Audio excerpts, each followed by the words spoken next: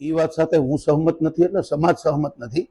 એટલે સમાજની વાચા હું આપને આપી રહ્યો છું કે હું એક નિવેદન કરું અને હું એક જ હૈયાવરાળ કાઢું, પણ આ સમાજનું દુઃખ, દર્દ અને પીડા છે એ હું તમારી સમક્ષ રજૂ કરું છું કે જો રાજકીય પાર્ટી બનાવવાની હોય તો એને જાહેરાત કરવી હતી, અને જો સંગઠન બનાવવાની વાત હતી તો સંકલન સમિતિ સાથે મોટી સંસ્થા બનાવી, બરાબર છે, એને સાથે રહી અને રાજવીઓને ભલે સાથે રાખે, રાજવીઓને સાથે રાખીને આ સંસ્થા મોટી બની હોત, બરાબર છે, તો 3.5 કરોડ ક્ષત્રિયોની વ્યાખ્યામાં આવત અને આ નવો રાજકીય પક્ષ કદાચ બનાવો હોત તો પણ શક્ય છે.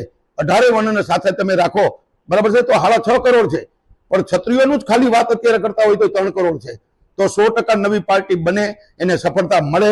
ભૂતકાળમાં કોઈ પાર્ટીને સફળતા મળી નથી, પણ બધા ક્ષત્રિયો સાથે ચાલે તો ક્ષત્રિયો સાથે ત્યારે જ ચાલે અને ત્યારે જ વિશ્વાસ મૂકી શકે કે આ કરે છે કોણ, બરાબર છે, આમાં કેટલો વિશ્વાસ મૂકી શકાય, આ કેટલા સમાજલક્ષી છે, બરાબર છે, સમાજના હિત માટે કરે છે, પોતાના સ્વાર્થ માટે કરે છે, તો સ્પષ્ટપણે દેખાઈ આવે. અને સમાજને જ્યારે તમારે હાકલ કરીને, બરાબર છે, સમાજને વિશ્વાસમાં લઈને જે કાર્યક્રમ કરવો જોઈએ એની બદલે તમે ખાલી 500,000 ને અહીંયા બોલાવી અને કાર્યક્રમ કરી લીધો.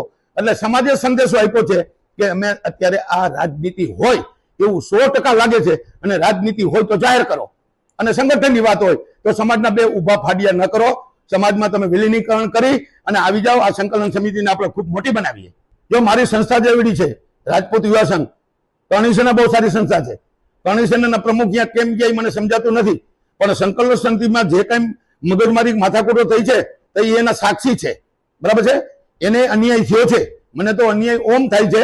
મને સાઇડ આઉટ કરવામાં પણ આવે છે, એટલા માટે કરવામાં આવે છે મને બોલવા ન દેવો. મને બોલવાનો શોખ નથી. સંકલન સમિતિમાં 1-2 સભ્યો એવા ગયા છે, ટાઈમ ઓછો પડે છે, બોલવા નથી દેતા. મેં હોદ્દો પણ નથી માંગ્યો, અને સંકલન સમિતિમાં માત્ર ને માત્ર રૂપાલા ઓપરેશન પૂરતો જ હું હતો, છતાં પણ, બરાબર છે, હું આજે છું એટલા માટે કે એ અંદર રહીને મેં જે જોયું છે અને અંદર જે રંધાઈ રહ્યું છે અને જે સમાજને નુકસાન થાય છે, એટલે હું રાજીનામું નથી આપતો.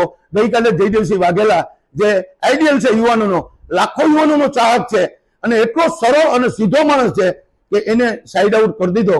તો મારા જેવા આક્રમક માણસને હું તો એના માટે કદાચ કાંટો હોઈશ, તો એ તો એમાંય પણ કહે છે તમારે નીકળવું હોય તો નીકળી જાઓ, પણ હવે નથી નીકળવું.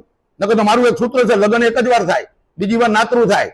હું નાતરું કરવા નથી ગયો, બરાબર છે. હું સમાજ માટે ગયો છું. સમાજ માટે જે કઈ પરિણામ આવે ભોગવવાની તૈયારી છે, પણ સમાજનો અવાજ હું રજૂ કરીશ.